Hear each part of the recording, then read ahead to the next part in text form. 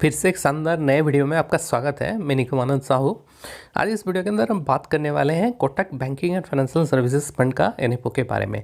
ये एनएफओ 6 तारीख को ओपन हुआ है और ये 20 फरवरी तक चलने वाला है।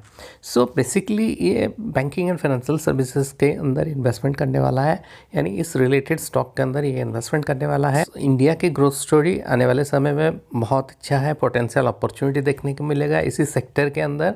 एक थेमेटिक फंड रहेगा जहाँ पे बहुत सारे सेक्टर होंगे, जैसे बैंकिंग हो गया, फाइनेंशियल सर्विसेज के अंदर बहुत सारी चीज़ें आ जाती हैं। तो आपने अगर मेरे चैनल पर नए हैं तो मेरे चैनल को सब्सक्राइब करें, साथ ही साथ बेल बटन को भी जरूर प्रेस कर लें। इस सेक्टर के अंदर पोटेंशियल अपॉर्चुनिटी कहाँ कहाँ दिखने वाला है, आइए नज़र डालते हैं इसके ऊपर। जैसे कि आप देखोगे म्यूचुअल फंड इंडस्ट्री का जो फोलियो नंबर है 7% है इंडिया में, उस हिसाब से वर्ल्ड का जो एवरेज है वो 23% है।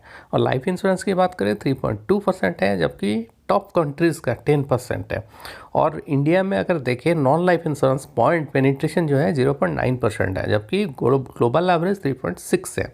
और बैंक ब्रांचेस पर 1000 पॉपुलेशन में 15% है, लेकिन डेवलप वर्ल्ड में ये 27% है। सो इस हिसाब से बहुत सारे अपॉर्चुनिटी अभी भी बाकी है इंडिया के अंदर। सो ये जानते हैं बीएफएस सेक्टर कौन कौन से, बैंकिंग फाइनेंशियल सेक्टर में कौन कौन से कैटेगरी, कौन से सेक्टर हैं। जैसे बैंक्स की बात करें, इसमें प्राइवेट सेक्टर पब्लिक सेक्टर दोनों, एनबीएफसी है। इंश्योरेंस सेक्टर में दोनों आ जाता है, लाइफ इंश्योरेंस, जनरल इंश्योरेंस, साथ ही साथ हेल्थ इंश्योरेंस भी आ जाता है, ब्रोकिंग आता है, और एएमसीज आते हैं। उसके अलावा फिनटेक कंपनीज आते हैं, और अलावा और भी बहुत सारे कंपनीज आ जाते हैं। So why should we invest in this financial banking and financial services? इसमें कई रीजन्स है। एक तो बैंकिंग सेक्टर में इम्प्रूविंग क्रेडिट डिमांड, और साथ ही साथ इंटरेस्ट रेट अभी बढ़ रहा है। सो ये एक मेजर रीज़न है। बैंकिंग में मार्जिन अच्छा रहेगा। सो इसके अलावा कंफर्टेबल कैपिटल पोजीशन है बैंक का, बैंक वैल्यूएशन बहुत ही एवरेज है, जो कि लॉन्ग टर्म एवरेज पे चल रहा है, और वर्किंग पॉपुलेशन जो कि डिमांड बढ़ रहा है। और न्यू एज फिनटेक कंपनियां बहुत सारे आ गए हैं, जिनके तहत जिनका बिजनेस भी बहुत अच्छा है। और इस हिसाब से देखा जाए तो ये जो फिनटेक कंपनीज है उनमें भी ग्रोथ देखने को मिल सकता है। So why Kotak banking and financial services जो है, स्टॉक सिलेक्शन प्रोसेस बहुत ही बेहतर है। एक तो बॉटम अप अप्रोच फॉलो किया जाएगा, इसमें कोई मार्केट कैप बायस नहीं रहेगा। स्टॉक सिलेक्शन प्रोसेस रहेगा, जीआरपी मॉडल फॉलो करेगा, पार्टिसिपेशन इन ग्रोथ पोटेंशियल, साथ ही साथ इन्वेस्टमेंट यूनिवर्स बहुत पढ़ा है, उसमें से चूज़ करके स्टॉक सिलेक्शन किया जाता है।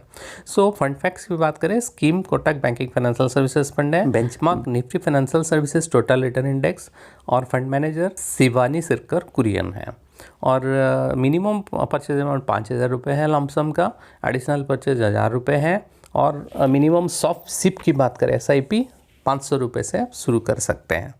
और रिडीमशन की बात करें, एग्जिट लोड की बात करें, 10% तक आप अगर इन्वेस्टमेंट का 10% तक अगर रिडीम करते हैं 1 साल के अंदर तो आपको कोई चार्जेस नहीं। 10% ज़्यादा हो जाए 1 साल के अंदर तो 1% का एग्जिट लोड लगेगा।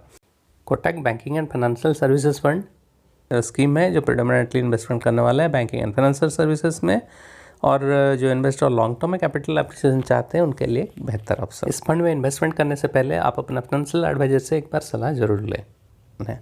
तो ऐसे वीडियो अपडेट्स के लिए मेरे चैनल को सब्सक्राइब करें। Thanks for watching. मिलते हैं और एक वीडियो के साथ।